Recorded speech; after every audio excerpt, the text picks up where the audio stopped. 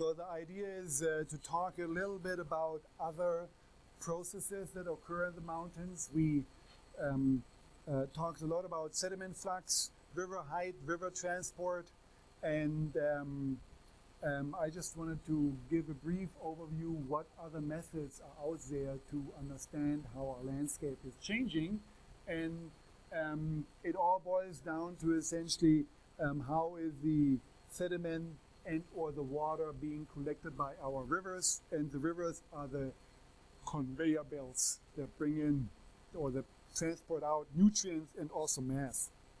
So I'll be talking about hill slope stability monitoring with pixel tracking and radar interferometry really briefly, and I'm going to briefly talk about what other options we have when we use high resolution digital elevation models, which help us a lot how to monitor changes in the landscapes, specifically with a new generation of satellite data that exists and or drone data that you can generate. So I wanted to show you an example of pixel tracking example from the Andes. This is a landslide that became active after an earthquake in the Andes, and the underlying message here is that we have two images that can be Sentinel-2 optical images, or that can be a high-resolution spot image, or that can be planet imagery, and then we are looking at how those two images are offset against each other. So if we observe a movement on the surface, then we can track that movement, and there are specific algorithms available that do that tracking for you, and then we can measure the offset between pixels. That is called pixel tracking. It's somewhat similar to the movie example that Taylor was showing earlier of the river flow, right? When you have the currents going by, you can track the eddies that travel through the image. That's a very high resolution example. A landslide, of course, moves much slower. A glacier moves a little faster than a landslide, but glacial tracking is another example of such an algorithm. But you can also do landslide tracking. And what we see here, that there is a landslide that moves with 4 to 5 meters per year in places. So envision the surface moves by 4 or 5 meters. So it's a significant movement and change of the landscape, and it's all moving downslope and eventually will end up in the river that is downstream. So this is an example of such a task. In order to do that, you need to do careful pre-processing of the imagery. You need to do a lot of filtering. But when you have done these steps, you end up getting a clear signal. This is an average over 2017 to 2022. And when we plot this as a time series, this is now a time series from 2014 to the end of 2022. And what we see is that after an earthquake that occurred in this area, the landslide started to accelerate. So this is on the southern hemisphere. So this is the rainy season that comes in. And after the rainy season, the landslide accelerated. And now, a couple of years later, it deaccelerated again because it started to settle down again. So this is an example of a pixel tracking approach. So we do have in places velocities up of 10 meters per year. So the landslide was going down rapidly. Now the velocities are just a few meters per year. So it rapidly slowed down. So this is something that we are also looking at into doing up at Chilimi, but let's see if we can get the proper sensors installed on those landslides as well. So this is an example of using pixel tracking.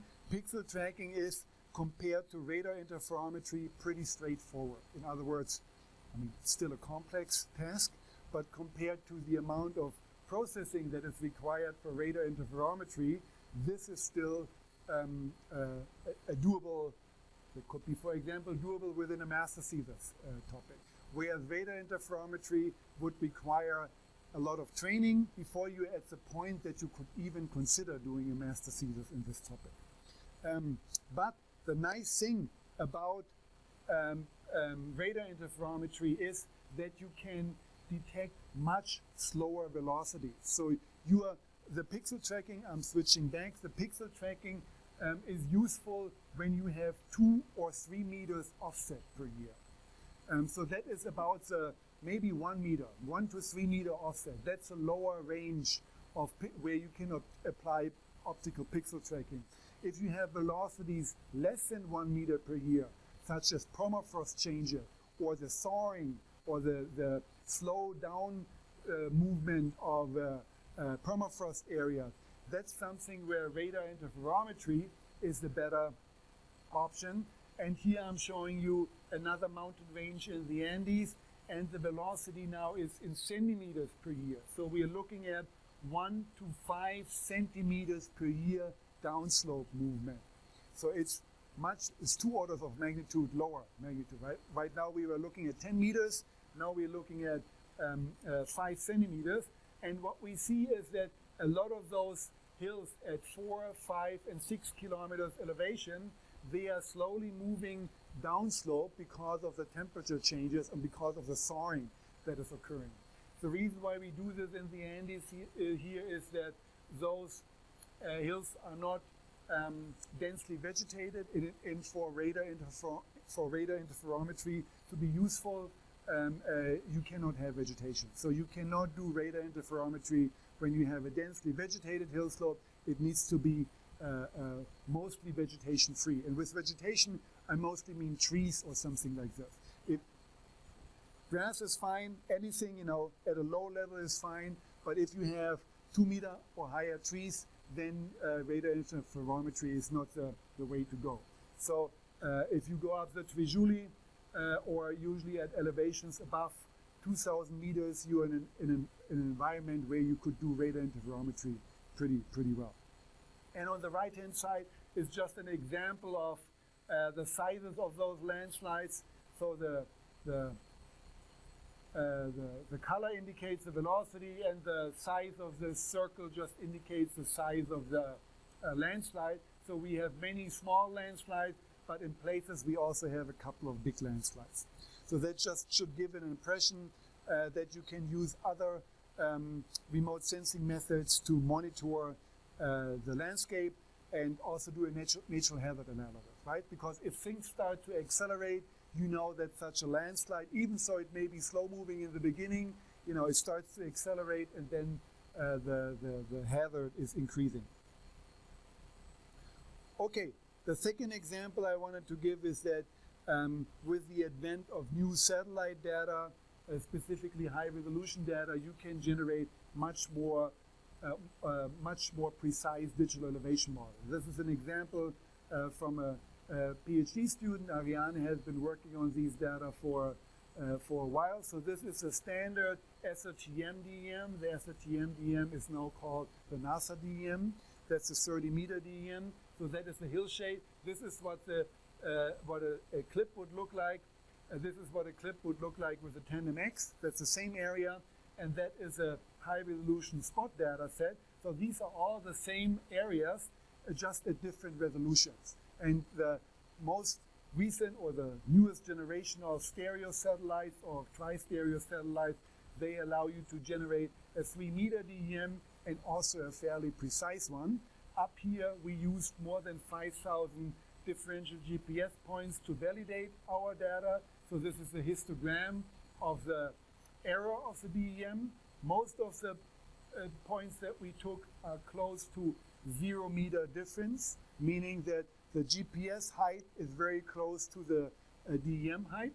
And so the standard deviation is plus minus 1.9 meter for our spot data. For the Tandem X, it's plus minus 3 meters. And for the SRTM DEM, it's plus minus 4.2 meters. So it's a much lower resolution data set. It also has a larger uncertainty associated with it. And the newer generation allow you to measure the topography much more precisely, which then in turn allows you to map debris flows, understand the river flow, much better do height mapping of flood inundation. So if you're interested in seeing what are the areas that are affected by a flood, when the water rises, then these DEMs are very, very useful.